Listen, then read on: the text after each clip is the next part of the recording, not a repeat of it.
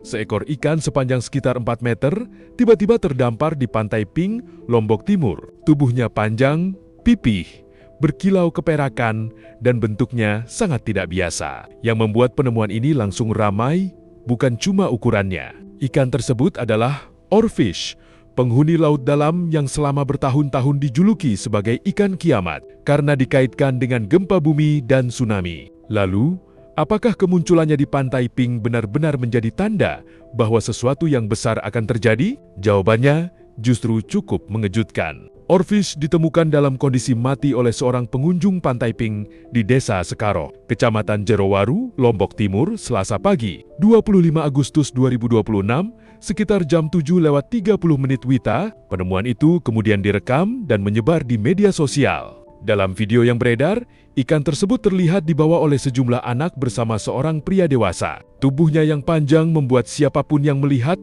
langsung menyadari bahwa ini bukan ikan yang biasa ditemukan di sekitar pantai. Apa nih? Apa nih? Iya Allah. Weh, ini jabar tekako. Gitra, Gita. Ya Allah. Weh, berlalon. Berlalon bare. Tengka. Masya Allah. Main nih. Goti. Bentar Ewin.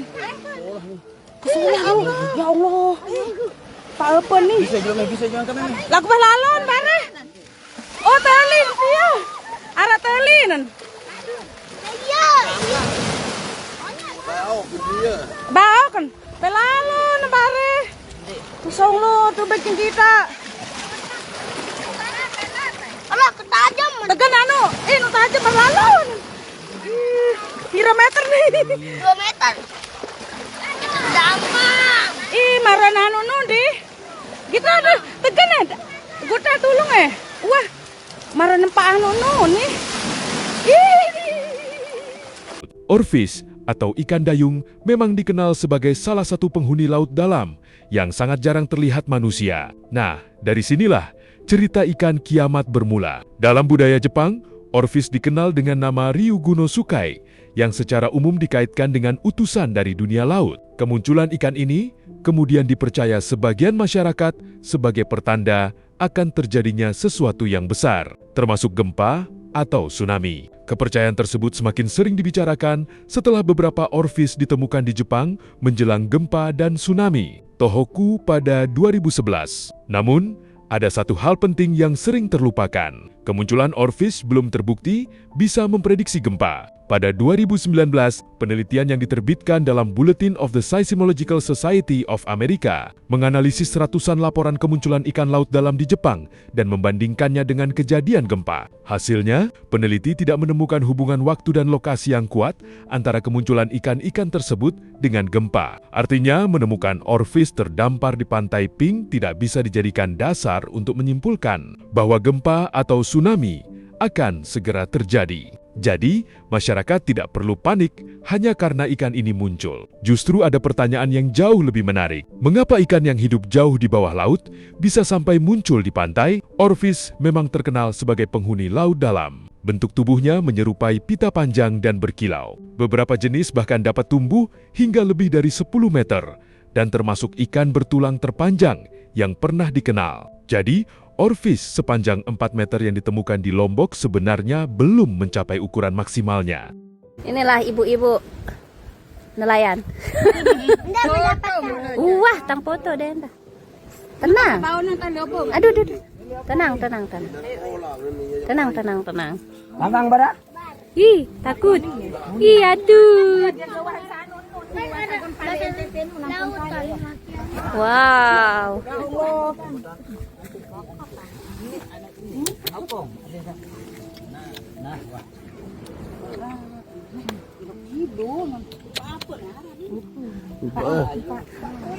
Oarfish unimparan ini secara ilmu Google oarfish. Jelak bau. Betul bisa ima.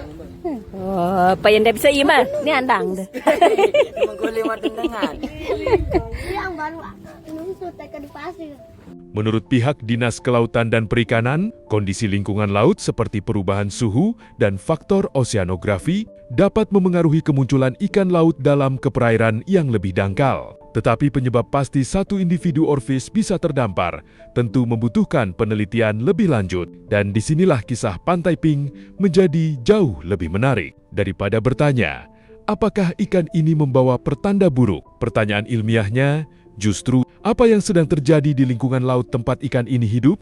Tapi yang pasti itu adalah salah satu jenis ikan laut dalam yang memang jarang muncul dan muncul pada kondisi-kondisi tertentu saja. Nah, pertanyaan sekarang adalah kenapa dia bisa muncul di daratan sisir misalnya? Karena ini salah satu ikan yang berpenghuni di laut dalam dan memiliki karakteristik sendiri. Jadi salah satu itu penyebabnya adalah karena adanya perubahan suhu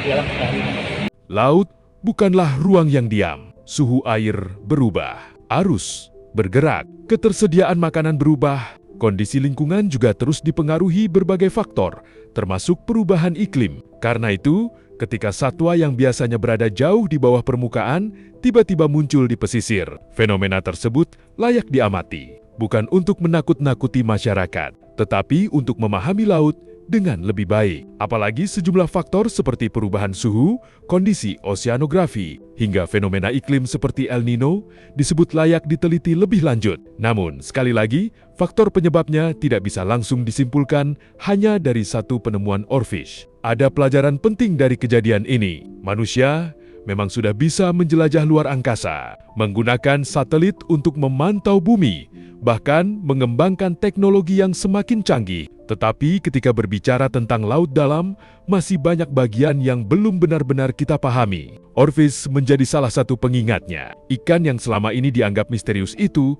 mungkin bukan pembawa pesan tentang datangnya bencana, tetapi kemunculannya justru bisa menjadi pesan bagi manusia untuk lebih memperhatikan kondisi laut. Jadi, orfish 4 meter di Pantai Pink Lombok bukanlah bukti bahwa kiamat atau bencana besar akan segera datang. Julukan ikan kiamat lebih kuat sebagai bagian dari cerita dan kepercayaan budaya dibandingkan fakta ilmiah.